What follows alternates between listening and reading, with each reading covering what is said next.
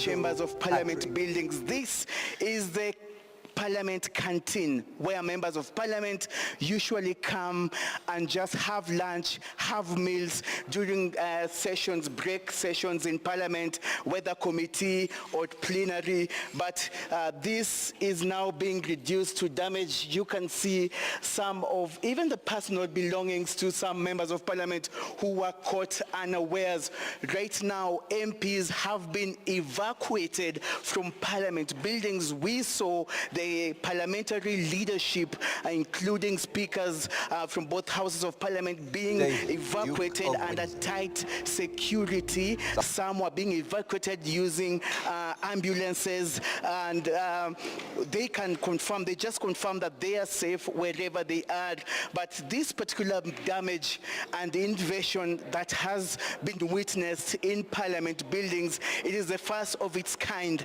This was not precedented. No one expected this, and it will take time. It will take at least, according to reports and information we were hearing from the clerk of the National Assembly, just giving that particular brief, it might take months, it might take even longer than that, because this is going to take some time. And it is not just here. It is the damage has been extended all the way to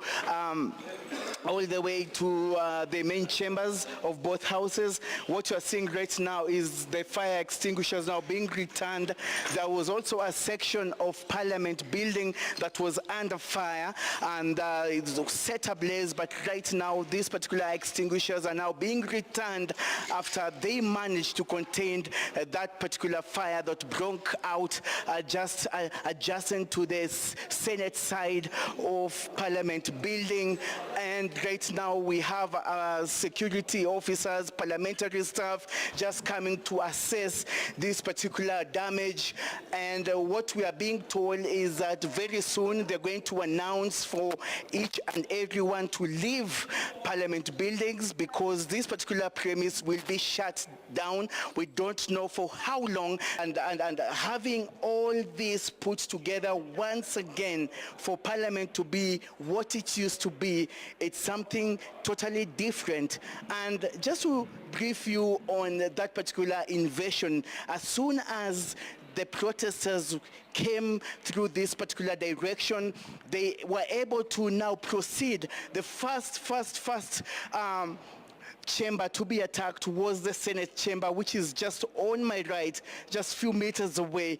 And what they did is they managed to, first of all, get those particular flags that represent each and every county, and then they used these particular flags to actually now break inside the Senate chamber, where I'm now taking you. And once they entered the Senate chambers, they started taking selfies and even videos. They started chanting, "Freedom is ours, freedom has come." And thereafter, they went to the National Assembly chambers. All this time, MPs, parliamentary staff, and journalists were being evacuated through the tunnel that leads all the way to basement 1, basement 2, and that is where, under very tight security, we were able to stay for at least an hour. And all this time, some MPs were lying down, others were seated.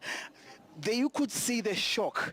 You could see the unexpected turn of events. Right now, what you are seeing is police officers inside Parliament buildings. They're just sitting here, making sure that no other invasion happens. And also, they're taking time to rest, honestly, because it's the same officers that have been engaging protesters in running battles earlier on. So it is also a time to re-energize for them, but they're saying that at some point they will have also to just order each and everyone to come out of this particular building or prisoners of Parliament. This is just one of the flags representing one of the counties. Like I told you, we have at least 47 flags that are usually just outside Parliament building, but this is just one of them.